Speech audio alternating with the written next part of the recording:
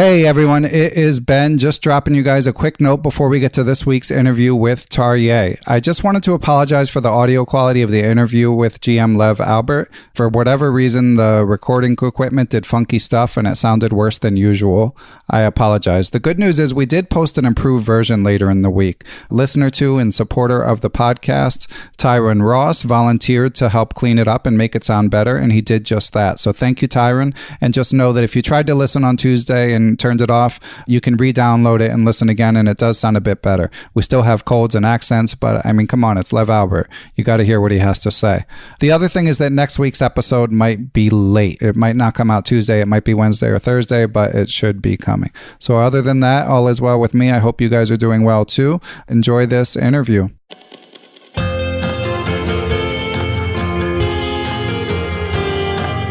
Hello everyone, I'm Ben Johnson and this is the Perpetual Chess Podcast. On Perpetual Chess, I have weekly conversations with the chess world's best players, promoters, and educators about their lives, careers, current projects, and best practices. Perpetual Chess is brought to you through the generosity of its Patreon and PayPal supporters. For more information, go to perpetualchesspod.com.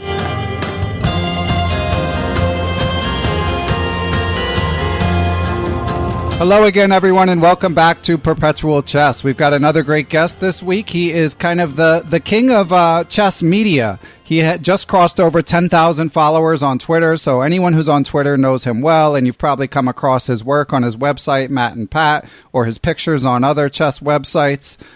Chess player as well, of course. And just back from some traveling, so thank you for joining us, Tarjei Svensen. Thanks, Ben. It's an honor to be on your podcast. Well, it's an honor to have you. You're such a pillar of the chess community, traveling all over the world. And just yesterday, you managed to break some news. So we're recording this on Wednesday, and it's not coming out until the following Tuesday. But I think this will still be fairly topical. So this is kind of a typical day for you. But you tweeted that sources tell you that the FIDE Rapid and Blitz World Championship doesn't look like it's going to happen. And you also tweeted that the Norwegian television station NRK has picked up the World Championship through 2027. So it seems like you have some good sources, Tarjei. Yeah, well, there are things that I have the advantage of living in Norway, where the media, the mainstream media, actually do quite a lot of chess journalism, or actually just journalism on things that are related to Magnus Carlsen. So I don't necessarily have my own sources, but much of it I basically just share from Norwegian media. Yeah, and since Norwegian isn't a very broadly spoken language, you're also able to provide services like translating that little interview that came out with Magnus yesterday. And I think much of the articles that is being shared by me, they wouldn't be picked up by the international chess community if I hadn't shared them. So that's something I like. I like to contribute the best I can. Yeah, one of the many great services you provide. You also travel far and wide. We had a chance to meet a few months ago in person at the charity chess event, the fun event in New York that we both attended. And you told me that I had thought, like, I knew about your website, Matt and Pat, which we'll talk about and which a lot of listeners I think will have come across. But I didn't know exactly like how your business works or what your working life is like. So why don't you tell our listeners a little bit about like how you balance that with chess reporting? Well, the most common question I get when I travel around and meet people and they know about my website is how do you make money? I guess it's quite a big issue in the chess world because it isn't that easy to make money from just writing about chess. But I actually have I have a normal job and it's quite flexible. I work as a front editor. I'm working for a big news site. We are a bit unique in the Norwegian media. We aggregate news. We don't write our own news, but we publish the news on our own front page and direct traffic to other sources from all over Norway. Like local newspapers, national newspapers, all kinds of news, like entertainment news, and just any kind of news, basically. So that's what I do, and my working schedule is quite flexible. That I have shifts. Sometimes I work in evenings, and sometimes I have off. So I'm able to combine that with traveling around and writing about chess. Yes, which often you just do basically, in order to provide a service to the community, not related to your work, correct? Yes, exactly, and that's also one way that I am so updated, because my job is to follow the news all the time, basically.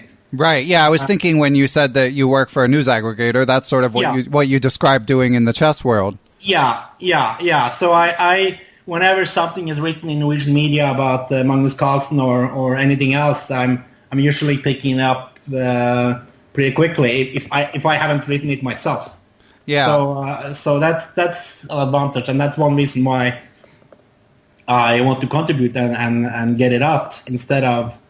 Yeah, otherwise it wouldn't be picked up at all, I think. Right. And as I told you when we met, I mean, my jaw kind of hit the floor when I found out that you don't get paid for your chess work because you work so hard. You take it so seriously. I mean, obviously we see your coverage at a lot of events, but I'll also just see you with your camera in the background on like a chess.com picture or something like that. Like, you manage to go to a lot of events. You take it very seriously. You're well connected. So I just want to thank you. I mean, it's so generous of you to do that with your time. Yeah, I do have some income from chess jobs, so to say. Sometimes I write articles. Sometimes I work for various newspapers when they hire me for events. Like, I was hired by the biggest commercial channel, TV2, during Norway chess tournament, and I've been hired in New York during the World Championship match.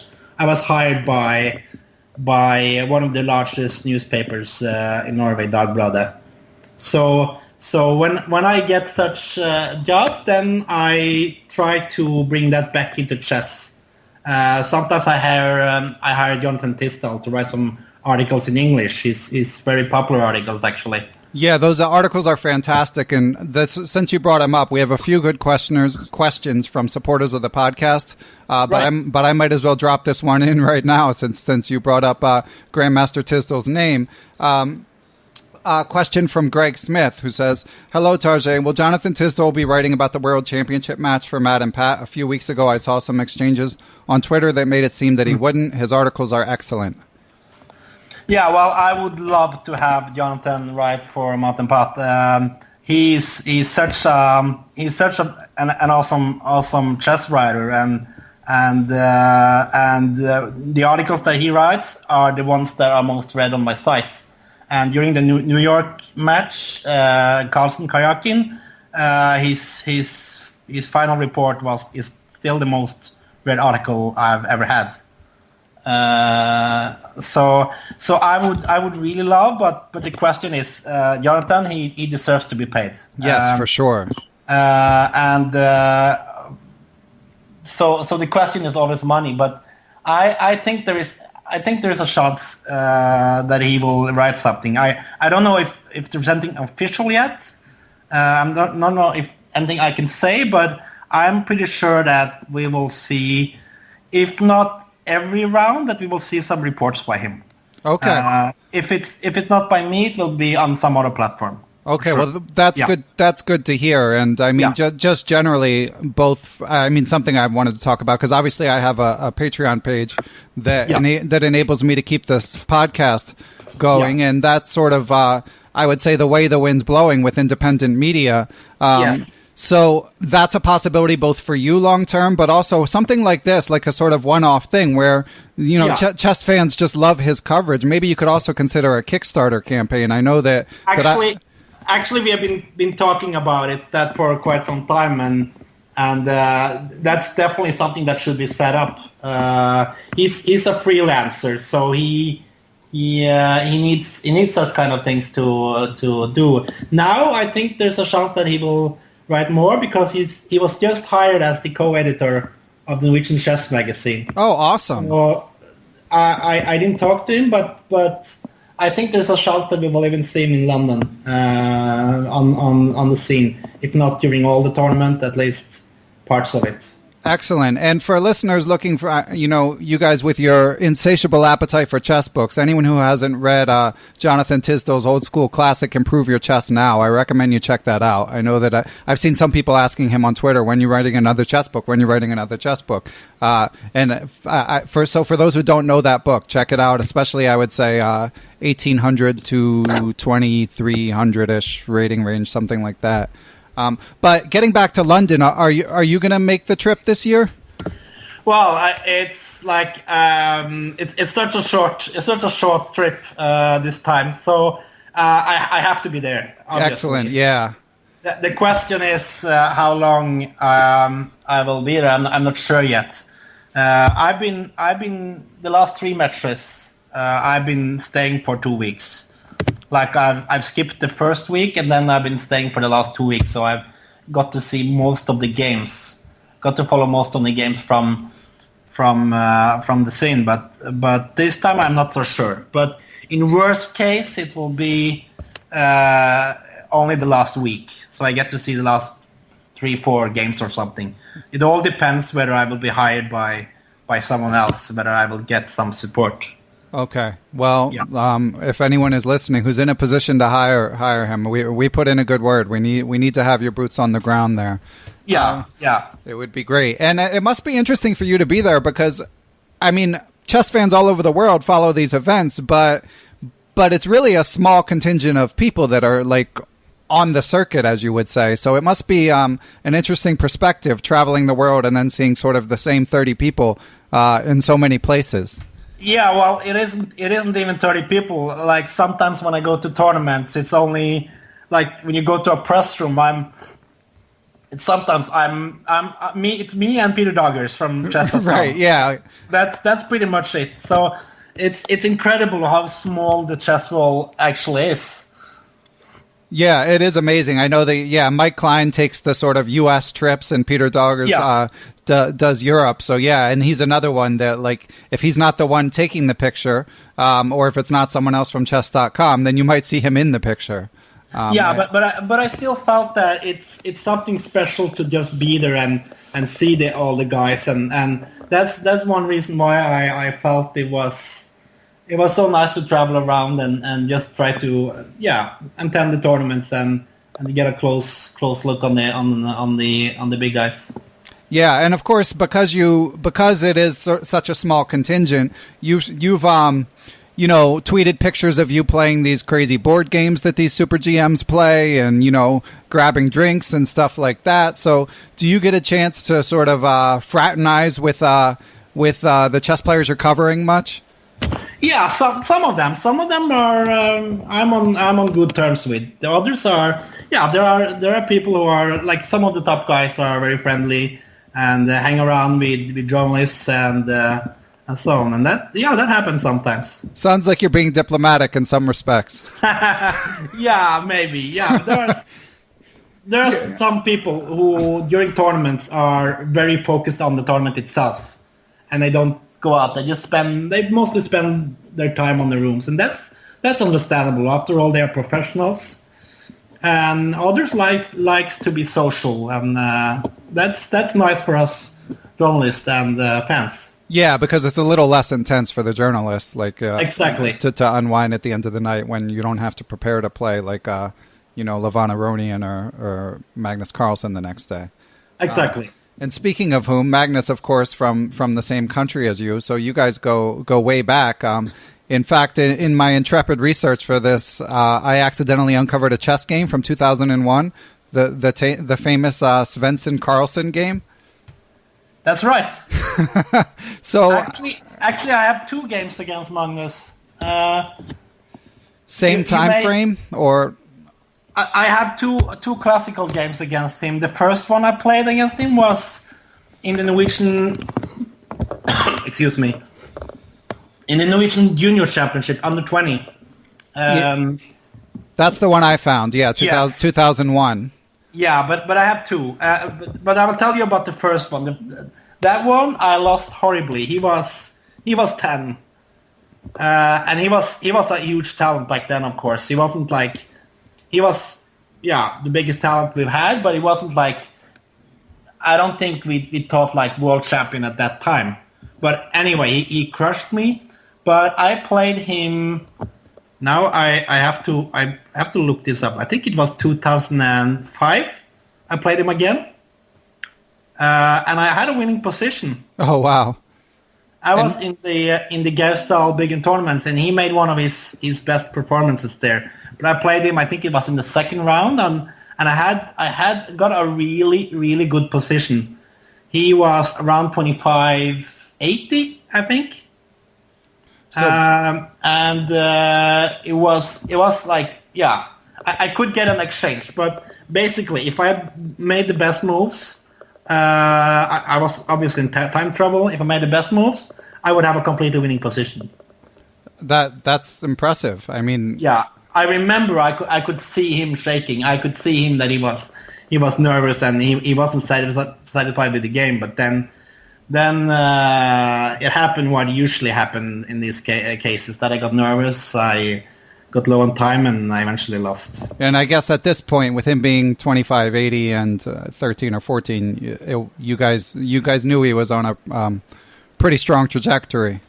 Yeah, exactly. And he finished that tournament. I think he had like 8 out of 9, 8.5 out of 9, and he made a really good performance at that time. But it's a nice memory, of course. Yeah, for sure.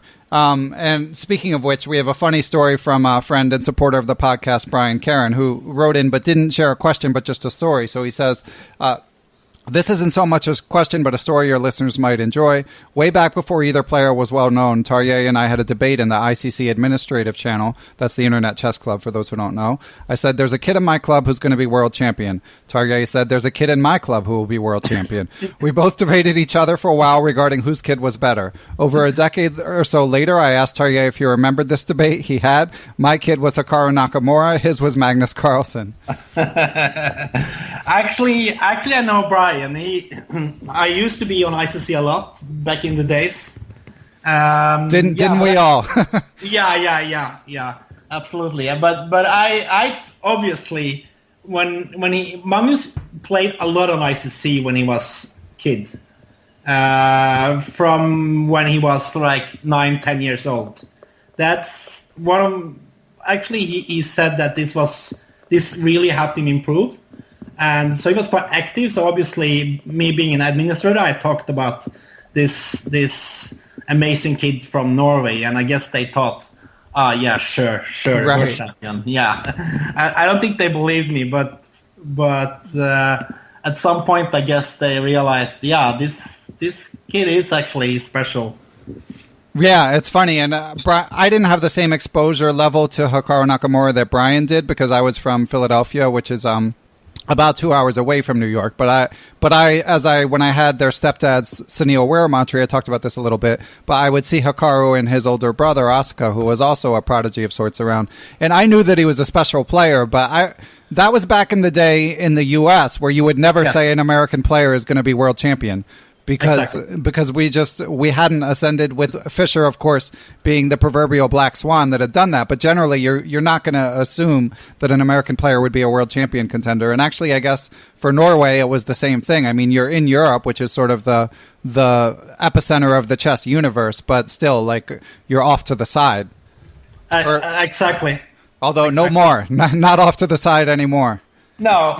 It's been incredibly changed. Much of it is obviously thanks to Magnus. That helped the chess boom here in Norway. Yeah, and back in the day when I had Jon Ludvig Hammer on, he gave a little perspective on what the coverage is like. Would you say that, so that was probably more than a year ago, would you say that anything has changed with the ongoing chess boom in Norway? Well, chess certainly gets a lot of coverage during Magnus events. it tends to be maybe exaggerated at times, but during the World Championship, it's a totally different world compared to like the main classical tournaments. During the World Championship, it's really huge because then it's shown on NRK, the state broadcaster, which is by far the biggest channel. So then basically everyone are following his games, but it doesn't necessarily lead to more members coming to chess clubs. Interesting. Obviously, a lot more people are playing chess and so on. But I think it has helped the online chess clubs more than it has helped the Norwegian Chess Federation. Huh. That's interesting because I know that. I mean, this podcast is sort of small beans in comparison, but I get a disproportionate number of listeners from Norway, at least in relation to the population. So I know that there's a few more chess aficionados there. So shout out to anyone in Norway listening, which because of your presence, there'll probably be a few more of. So who's announcing for NRK this year? Do you know? You mean the host? Yeah, like when they broadcast the World Championships this year, are there any familiar chess names covering it? No, they actually have the same. They have the same. Well, they have one chess commentator who has been the main commentator. Who his name is Torstein Ba. He's an international master. He's the main commentator for the channel. And then they have the host, who has also been the same. And then they have one chess personality and one celebrity. So they have a pretty standard setup for every game, so to say. So that's probably one reason why it's been successful, that they have this mix of various kinds of people in the show. And would you say that they do a good job with it? Like, do you both? I mean, like hardcore chess fans always have quibbles with stuff that's presented to the mainstream. So how do you think they do presenting it? Well, hardcore chess fans are probably not a big fan of those shows, but they are also not going to show that the shows are not intended for the hardcore chess fans. Right. So how do they approach complicated positions? Like how do they try? You can't go into analysis. You can't go into deep analysis because an average viewer won't be able to understand what's going on. So that's why that's actually one reason why they have been so successful, why so many people are watching it. It's because it's likely for that reason that they're not going so much into details that probably that you would see on Chess24 when you have these incredible complicated variations that 99% of viewers won't understand what's going on. Yeah. So it's really important for them. There is so much focus on the fact that you have to be able to explain. You have to stay on something that is possible to understand for the average viewer. So how do they fill the time in these classical games? Because if you're not talking about variations, I mean, the games are so slow. So what do they talk about? Well, they have celebrities. They have one celebrity who has all kinds of chess stories. They have a chess personality who tells stories. They have a reporter on scene who does interviews. So he can walk around and do interviews. So they are very good at filling the time. For a game that lasts 7 hours, you can imagine it's really hard. But they are really good at it. They do all kinds of things, and there are so many people working on this. Wow, I wish that I could see like an English language version of it. Yeah. Like during the Nakamura Carlsen match in February, they had actually 40 people working on this match. That's incredible. Which is huge for such a small match, actually. And do you have a sense of like how many people watch it as compared to a big football match or something like that?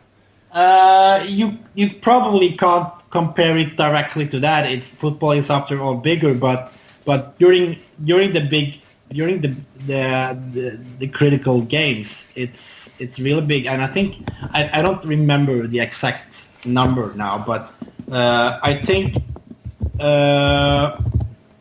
it was up to 1 million. Up to 1 million Norwegians and that are followed at least a couple of minutes, like some parts of the match. And what's the rough population of Norway? 5 million. Wow, that's just mind-boggling. That's incredible. Yeah. It'll be so it must be pretty eagerly anticipated right now.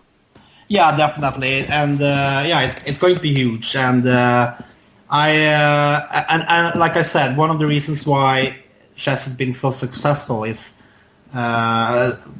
chess has been so successful in a few years is because NRK have covered it so great, especially the World Championship matches. They are doing a really good job, and it's great to see as a chess fan. Yeah, it's exciting. And of course, as we record this, the other topic, so I've been talking about the World Championship, obviously, almost every week in anticipation, but we've also got the Olympiad coming right up. Are you going to manage to sneak to Georgia at all, or are you going to sit that one out? I really wish that I could attend an Olympiad again, but I have pretty used up my my travel quota for the year. Well, I have London left. And that's what I have to focus on. But I will definitely be following it as close as I can. Yeah, and I guess rooting for Norway, despite the fact that they're not bringing Magnus or Jon Ludvig Hammer this year. Yeah, it's not as strong as it could have been, but it's still a pretty decent team. So we'll see how well they will do this time. Yeah, you guys have a lot of juniors making a lot of noise in the chess world. Yeah, they are really up and coming.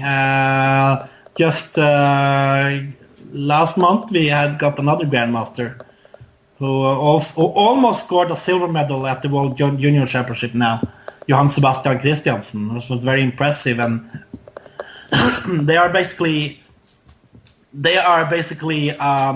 a result of Carlsen's success, and there were a lot of strong juniors that came after he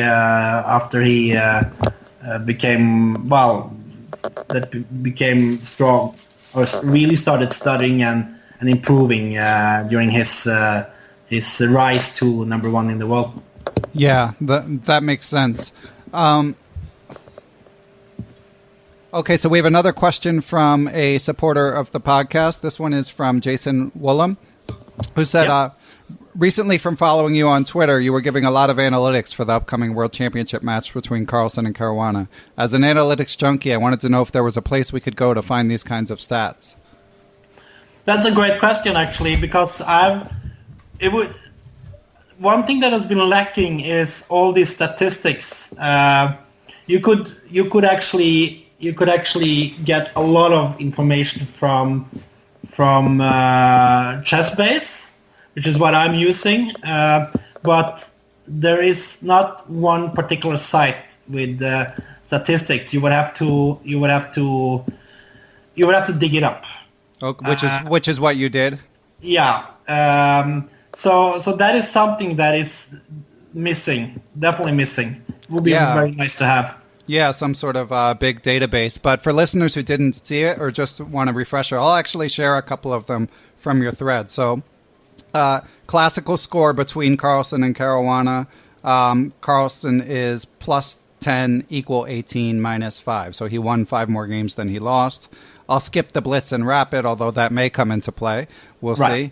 You've got their performance ratings from 2017 to 18, which was Carlsen at 28.24 and Caruana at 27.98. And then in 2018 alone, Carlsen's performance rating 28.42, Caruana 28.19. So something like that I felt like gave me really good perspective, because I feel like Caruana is so ascendant and, at the peak of his game. And, we've had guest after guest basically saying, don't discount him. He's playing as well as anyone, but statistically it's, still 20-point difference, which at that level is a lot. Yeah, it is clear from the statistic that Carlsen overall have had a slightly higher performance, but to be fair to Corona, he had one really poor performance in January, which kind of ruins his performance, overall performance. So if we could exclude the first tournament of the year, if we could start in February, then Corona would actually be on top of the list. Yeah, well, as the saying goes, if you torture the data enough, you can get it to confess to anything. Exactly. But my point is just that Corona has had an incredible year. He's probably, I would say, he has been the best player of the year overall. He has won, is it 5 tournaments now that he has won? Don't put me on the spot like that, Tarjei. Yeah. Well, unacceptable. Carlsen has won 3 tournaments and Corona has won 4. Okay. Including the one that they shared in the Singapore Cup. Okay, but in any event, sorry, go ahead. Yeah, so that's what makes the match so exciting. That you have this clash between number 1 and number 2 in the world. Yeah, I mean, it's a tough one to handicap. I mean, that's why we find it so compelling to talk about, and it's coming up soon. So let's talk a bit about your own chess game, Tarjei. So we talked briefly about your brushes playing Magnus Carlsen, and I know I've seen on Twitter that you do make the occasional getaway to play in like a big open tournament. So what's going on with your game? You're rated around 2,100 FIDE. Do you have any ambitions right now? Do you get to study at all? Well, that's the thing. When you travel as much as me to follow events, then you don't get to play as much yourself. Yeah. I kind of wish that I play more tournaments. I last played in Barcelona last year. I played the open tournament, which I like. I played it 3 times. I kind of like when I play tournaments, I like to play somewhere where I can combine it with a holiday, that I can combine it with having a good time and during the summer. But sometimes I have other priorities, like traveling to Brazil that I did now. So I really try to play. I play some club events. I play some blitz during. There are places in Oslo where I can play blitz, and I play for my local club. But the big tournaments, like the open tournaments, unfortunately, time is limited, which is not only a problem for me, but for many other chess fans. Yeah, exactly. And of course, you're providing such a service to the chess community with the reporting you did. So it might be good for your chess game if you'd stop doing that and focused on it, but it'd be bad for the rest of us. So yeah, I will definitely try to play some tournament again, but it's hard to know in advance. I just have to see what happens. So did you sneak any chess in your trip to Brazil? No, it was just relaxing, actually. I didn't get to. I know they have a chess club there, but what I heard is that they actually had to close because there was no money left. Oh, yeah, that's a bummer. Yeah. So where did you go in Brazil? I went to the 5th largest city, which is Recife. Okay. Yeah, they have one grandmaster who is from that area. I'm not sure if he's from Recife, but they only have a small chess club. But it was a beautiful city, and for a Norwegian, it's great to travel to such a nice country as Brazil. I've never been there before, and it was warm, beautiful, nice beaches. It was perfect. Excellent. Yeah, and I'm guessing with your chess travels, you make it to Europe a lot, like various parts of Europe, but not so much to other parts of the world. Yeah, I haven't. Yeah, it's my first time in Brazil and Europe. Yeah, all the time. There are so many events here, and we are very fortunate here. I went to India for in 2013 match, but besides that, I haven't traveled that much outside Europe. But in these days, it's quite easy to travel around. Yeah, it's a good opportunity. It's a good time to be able to get from place to place fairly cost efficiently. Right. But let's talk chess improvement. So I think that you know, despite you're being, more on the level of me than a grandmaster. I think we have a lot of listeners who would like to attain the level of 2100. And plus, just generally, you know so much about the chess world that I'm sure people would like to hear your favorite media resources or your favorite chess books or any tips or advice you have for listeners. Well, I definitely follow news a lot. Like I talked about, my big passion is chess journalism in general, which there isn't that much. There isn't that much of chess journalism in the chess world. So I follow chess.com. I like what Peter Doggers is doing, and Mike Klein, of course. They are like the site itself focusing on chess journalism. That's very good. That's what I really like. Nice. And what about like formative chess books? What were your favorites as a when you were more actively competing in chess? Yeah, I have a lot of chess books. Unfortunately, I don't get to read them that much as I should have. But one of my favorites when I really tried to improve and worked a bit was understanding chess move by move. Is that John Nunn, or is that? Yeah, the John Nunn book. Yeah, a few people have mentioned his move by move series.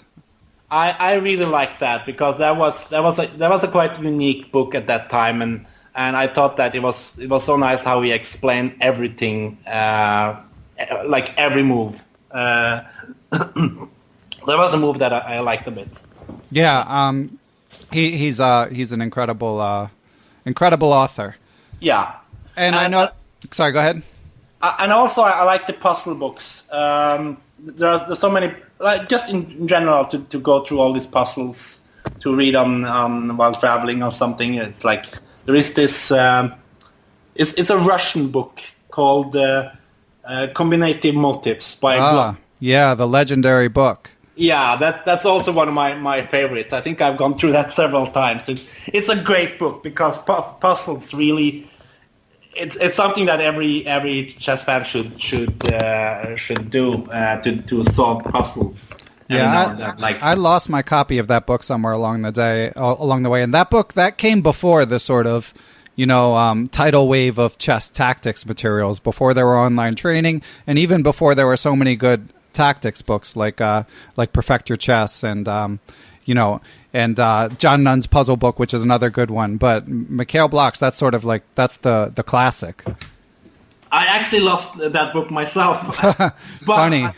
I lost it myself, so I had to buy it again. Is it still in print, do you know? I mean, I'm sure it can be tracked down, but... I think I bought it on Amazon. Yeah, okay. I'll take a look and see if it's still up there. Yeah, there is a new edition, actually. And one of the first pages has a picture of a very young Alexander Grishuk on it. Oh, really? That's funny. All right, it's the author of the book, Bloch with I think Grishuk is like 10 or 11 years old. That's incredible. All right, Tarjei, I warned you this might happen. My son Henry is ready to make his perpetual chess debut. Henry, can you say hi? Hi. Okay. Hi, he said hi. He said hi back. He can't hear, but and Henry, how do you get better at chess? How does someone get better at chess? Or did you want to say something else? Okay, he wants to say something else. Come here, Henry. Talking to the mic. Have you ever seen my best friend Wolf's podcast? He's talking. All right, he's talking about his stuffed dog, Woof. He's changing the topic, yeah, because I have a podcast. His stuffed dog also has a podcast. So, Henry, you have no chess improvement advice? Okay, no chess improvement advice. All right, so thank you, Henry, for that cameo. We'll bring it back to chess. So, do you keep up with? I saw that. I think it was during the Olympiads, but it was during some big event that the Chess Bras were covering. You made a donation to them, so I guess you managed to consume some chess broadcasting in your limited downtime as well, Tarjei. Yes, I did. Yeah, they do a great job, and I know that they're gearing up for the Olympiad as well, although some of them will be playing. Not all of the announcing teams for the various media outlets have been announced yet, but I'm that one's coming up very shortly. So I'm excited to check it out. Yeah, that's definitely going to be exciting, and I like what the Chess Bros are doing. They actually created their own channel, and it's really successful, and it's great what they're doing. I really like it, which is why I also supported it. Yeah, it's great for chess and entertaining to boot, and you can even learn a thing or two while you're at it. Exactly. So you've got the World Championship coming up. Is that the extent of your chess travels the rest of this year, Tarjei? Yeah, I sometimes think that, okay, this is going to be my last travel, but then I end up going to another travel anyway. Yeah. So there aren't that many possible tournaments left, but I won't miss the match, of course. Excellent. Well, Tarjei, as I mentioned earlier, I mean, it's an incredible service, and I know that you don't get compensated for everything that you do. So if you ever reach a point where you feel that it's, I mean, I think it's certainly justified already, but if you feel that it's necessary, anything I can do to help, let me know. You provide such a great service.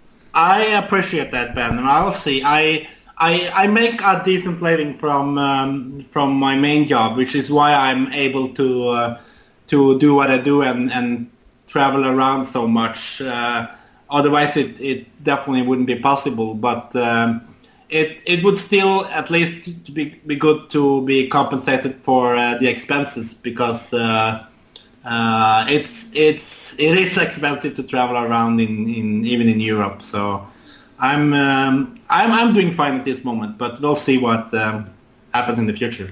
Okay. And Tarjei, is there anything else we should discuss before I let you go? No, I think you covered most of it. Okay. Excellent. And I think anyone who's on Twitter knows where to find you. Do you have like an email address you could share if anyone wants to reach you, or if you'd prefer not to, that's fine too. Anywhere else you should be reached? Well, I think the best way to reach me is on Twitter, actually. I do spend a lot of time on Twitter. I love it. And for chess, it's really good during the big events, because there is so much going on, and it has really helped the chess community, the Twitter sphere, actually. Yeah, it's my favorite as well. I have a Facebook group, but generally my Facebook account is like pictures of my kids, and Twitter is where I like to talk chess. Yeah, Twitter is really good for chess, and it's a place that everyone should be during the World Championship match. They don't have to contribute, but just to follow the people who like the important people on during the match. Yeah, so of course they should follow you. For anyone who's new to Twitter, I know that it's still a fairly small percentage of chess fans, I would say, are on Twitter, even though the people that are on it a lot, I think we kind of feel like we know each other at this point. So if anyone's listening and barely knows what it is or doesn't know who to follow, but besides yourself, who do you think, who would you recommend following for commentary on the World Championship? First of all, you should definitely follow Jonathan Tisdall. Yes. GM Gay Tis, I think. I'll find it, and yeah. Yeah. There is Olympia Urkan, is one. Yeah, he's great, and he also has a Patreon page where he writes great historical little articles of like obscure chess games from Zuckertat, and like a lot of chess history. But he's also one of my favorites. And then obviously you have the big chess sites like Chess24, Chess.com, ChessBase, those kinds. Yeah, and for listeners, even if you feel like you're not a social media person, like Tarjei says, if you're sitting there watching the games, as you should be during the World Championship, I would recommend like just making a burner account just to follow these 5 or 6 chess sets and keep track of the events, and then forget about it when the tournament's over if you would rather actually be like living life, which you get so much information, like inside information that you don't get anywhere else during the match, and it's really valuable if you are a chess fan and you like to know what's going on. Excellent. Okay, well, Tarjei, say hi to London for me when you do make it out there, and thanks a lot for joining us here. I will. Thanks, Ben. Thanks to friend of the podcast, Geert Vandervelt, for supplying the intro music. Thanks to my producer, Matthew Passy, as always. And thanks to everyone who supports the show by telling a friend or writing a positive review on your podcast platform. But most of all, I want to give thanks to those of you who've given financial support to the show. Without you guys, Perpetual Chess would not be possible. I also want to give special thanks to my Patreon and PayPal Perpetual partners. This list continues to grow, which is a wonderful thing. It keeps the podcast healthy, keeps the episodes coming, and lets me dream up plans to improve the podcast over time.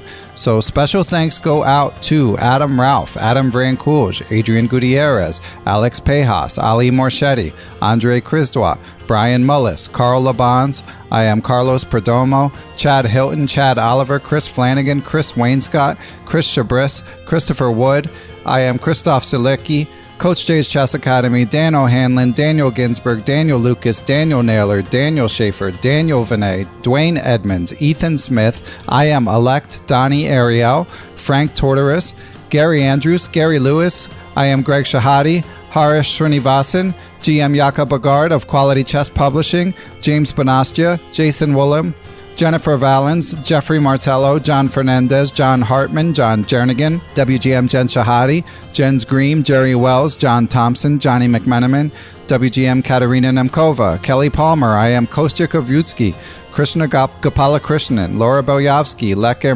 Ambrzkowski, I hope I did okay there, Lek, Leo Delgado, Lorraine Dore, Matthew Passy, Macaulay Peterson, Matthew Tedesco, Nate Salon, Nathan Webster, Pascal Charbonneau, Paul Sweeney, Paulo Santana, Peter Lux, Peter Merrifield, Randy Temple, Ricky Grijalva, Rob Lazorchek, Robert Steiner, Ryan Stone, Steiner Lima, Tatyav Abrahamian, Thomas Stanix, Thomas Tachenko, Tim Brennan, Tim Seymour, Timothy Ha, Todd Bryant, Tony Rotella, Tyron Price, Victor Vrancoulge, Zhao Chang, and Zhivko Stoyanov. Thanks a lot, guys. Catch y'all next week.